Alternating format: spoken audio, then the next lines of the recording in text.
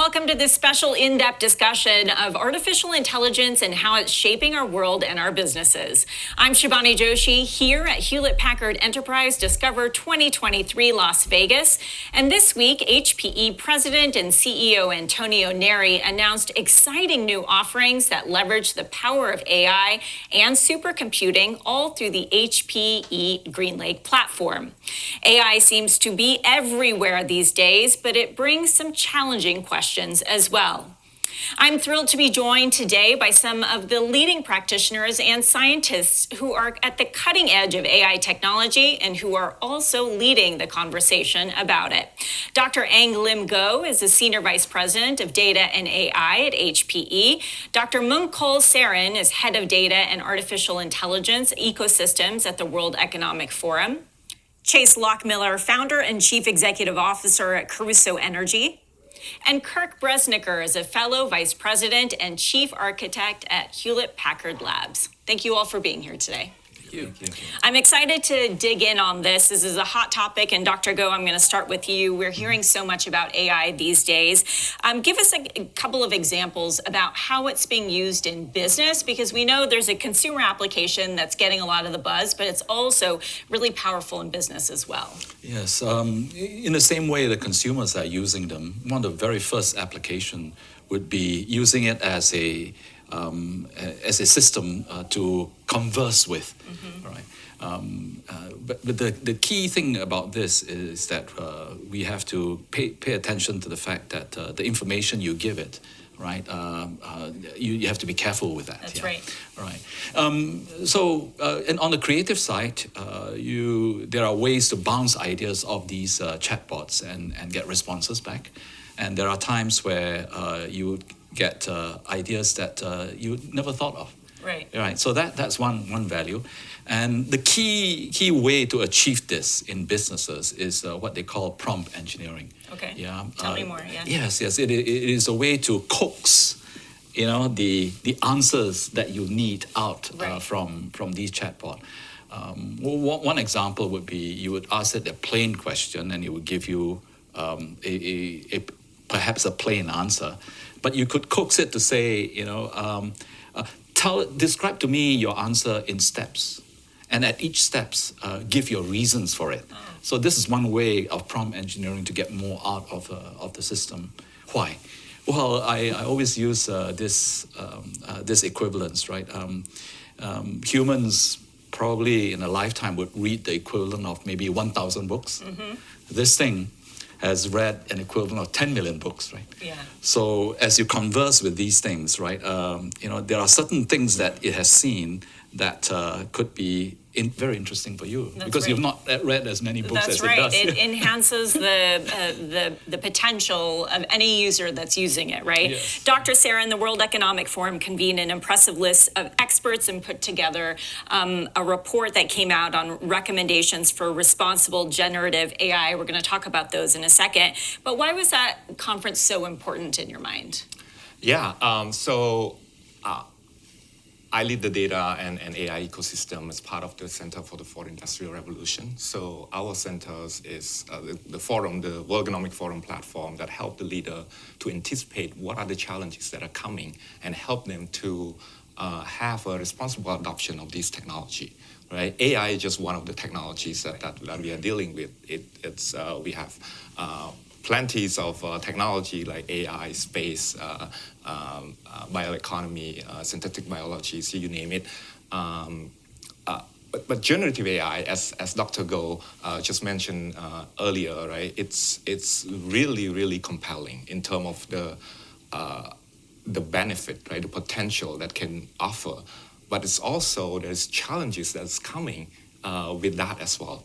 And we know that these cannot be done alone. Right. And it cannot be done with only one group or one individual, right? It needs a collective efforts. So that's why we convene a group of 100 experts. Back then, I think Kurt is one of the participants, came to our summit back in April.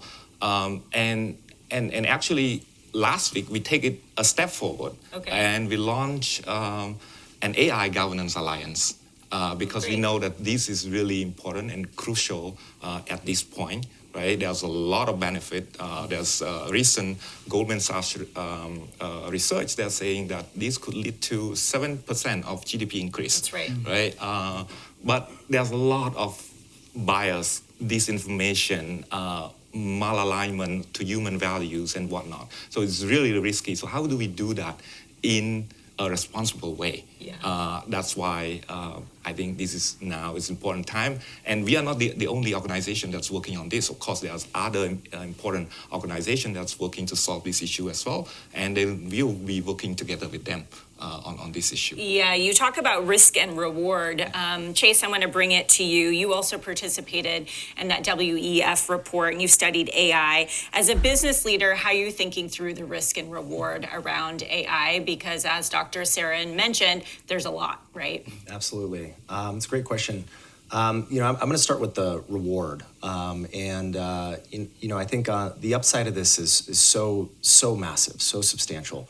I believe that, AI is going to be the catalyst for the, greatest transformation in human productivity since the Industrial Revolution.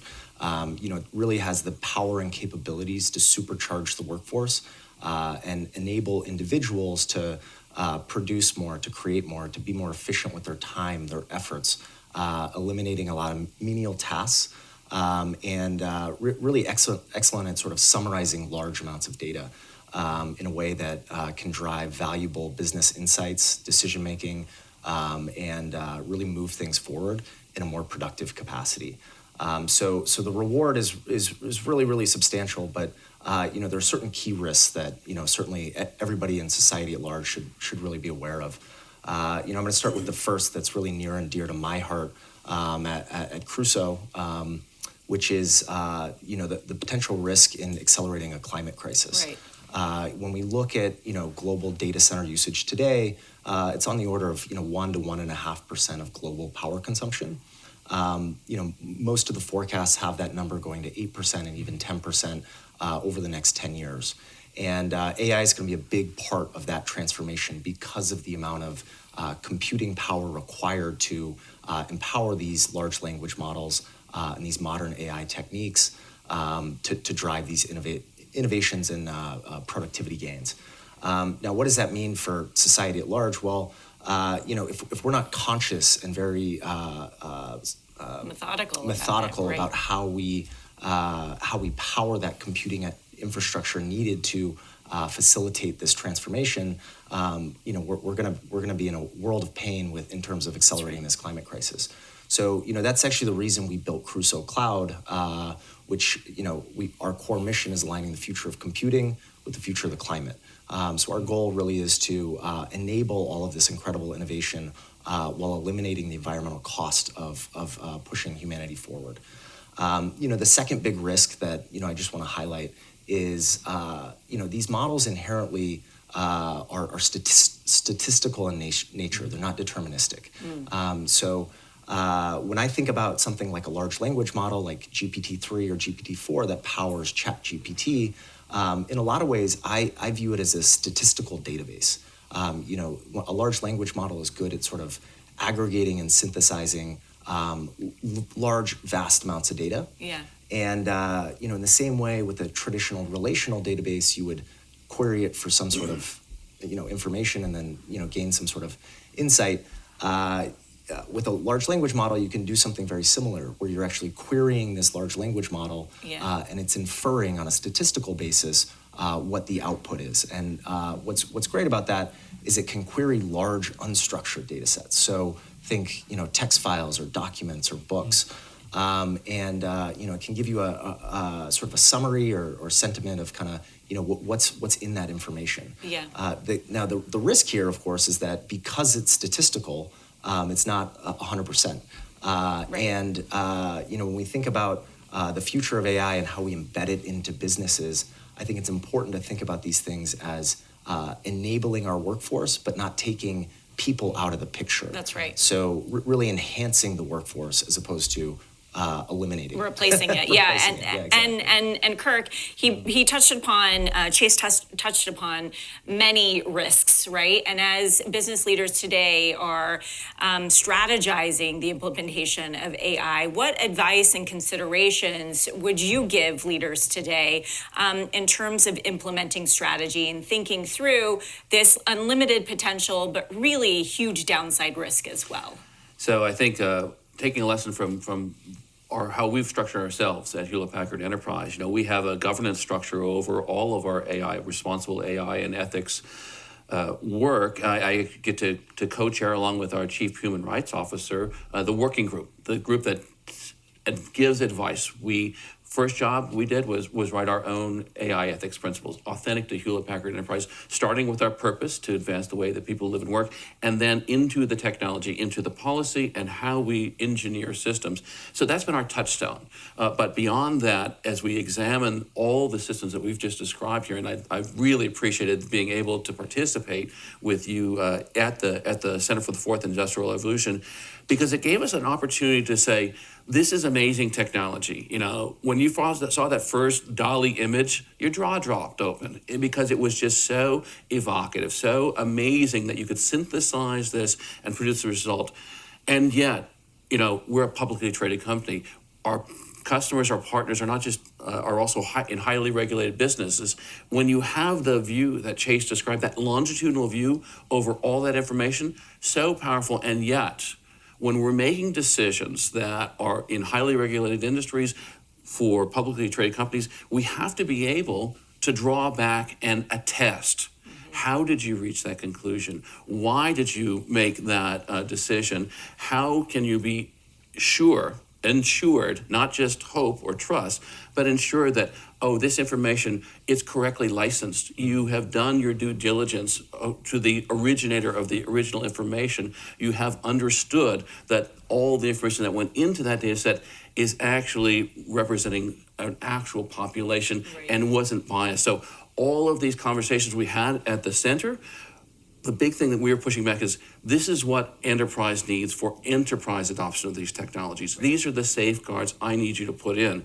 Did you just recommend a code snippet to my developer that requires a different open source license than the one I have been using? Is there an incompatibility? How do I make sure that these information is accurate, is correct, is correctly attested all the way back? So for us, it is about training. Start with your authentic AI responsible use principles, and then train your employees. Just England, it was just you said, these are fantastic tools, but with all very effective tools, they come with safety instructions. They come with things that you do and you don't do. Just because you have a hammer doesn't mean you should use it to drive in a screw. We want to really understand how these technologies are going to be utilized, and then begin that conversation with our vendors. This is what we need for enterprise adoption. You touched upon lightly, Kirk, safeguards, essentially checks and balances, and that brings me to regulation. We know that the EU recently announced that they are going to begin to regulate AI. We also know that President Biden was in the Bay Area this week meeting with AI officials to talk about the future of that regulation. I want to ask each of you about that. Regulation can be a force for good, can also be limiting in many ways. Dr. Go, what do you feel about regulation? Where does it need to head? And how important is it? Yeah, we listen to both sides of this, right? I mean, let's quote a few examples. Recently, someone created a beautiful picture book, storybook, right, with pictures, submitted it to the U.S. Copyright Office for copyright. The Copyright Office came back as, in my opinion, a landmark decision, said that we will copyright your book, but we cannot copyright the individual images in that book that came from Midjourney. Interesting. Right, because in fact, I remember that phrase when I read it, because the images were not a product of human authorship. Right, that's one position, and I believe it's a landmark position. Then on the other hand, Japan just came out and said something, I wouldn't say different, but said the following. that the data you use for training your model,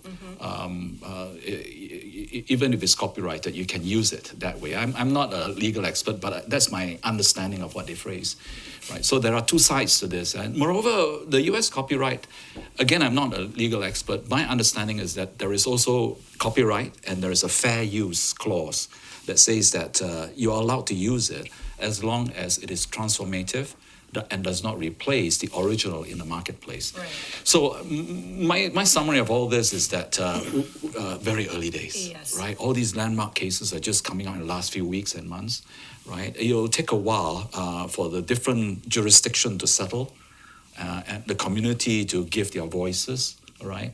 And then ultimately we'll get to a position where it is accepted by most. Yeah, this is an evolving process, and you talk about the legal complexities. There are many complexities. Dr. Surin, I want to ask you about regulation from your perspective, from the WEF.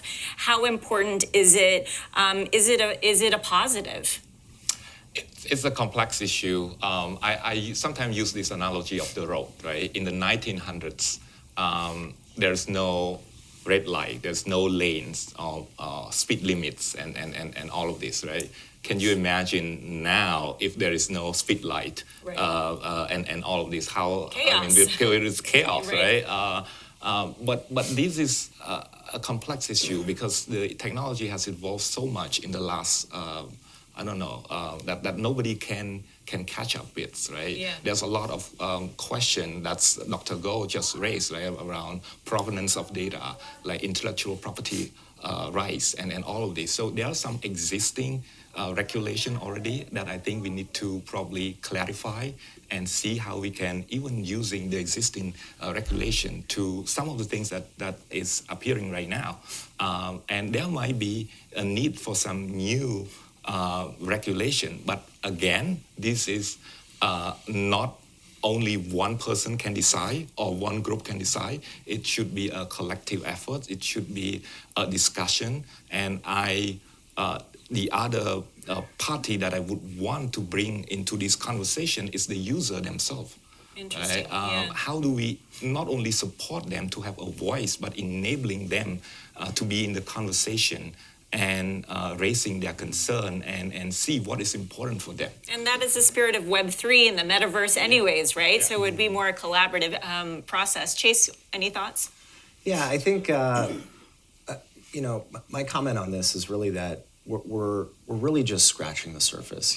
We've sort of, if you look back over, with ChatGPT being launched publicly, it really just opened up people's imaginations to what's possible with this technology.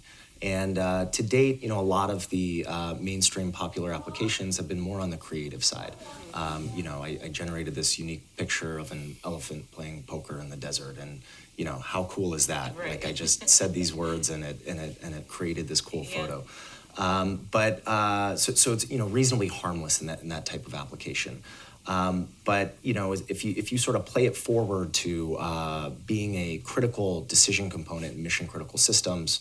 There certainly need to be certain regulations that apply to this technology, but I think we need to be careful and very thoughtful and like Dr. Sarin said, engaging with the broader community as we regulate this because it's so early and because there's so many things that we just don't know yet that if we over-regulate it at the front end of this innovation cycle. The concern is that, how are you going to regulate it, right? Because it's a global community that's contributing to all of these innovations, and it's very difficult to sort of police anything that's global in nature, empowered by the internet and data. Right. And before we end with Kirk, Dr. Go, I saw you wanted to jump in there. Yeah. You mentioned about the community. It's a very important point. It's something that Mongkut also mentioned, and something I learned from Kirk, right? If you know how to do something, you also have to be sure you can afford to do it, right? Even if you can afford to do it, you have to be sure you're allowed to do it, regulation, legally.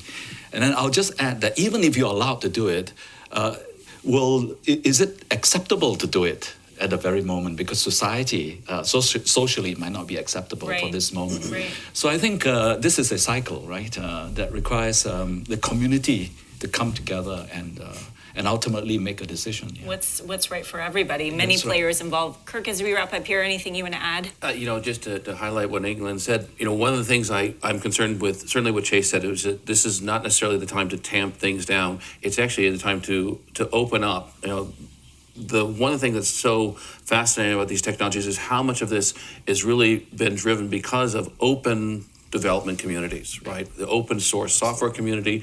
And when we can couple open software with open and accessible data, I think that's when we have really powerful outcomes. And I also worry sometimes about, regulating now if it's going to entrench in some of the original starters and not enable that open development. If we think of, one of the concerns I always have is the digital divide.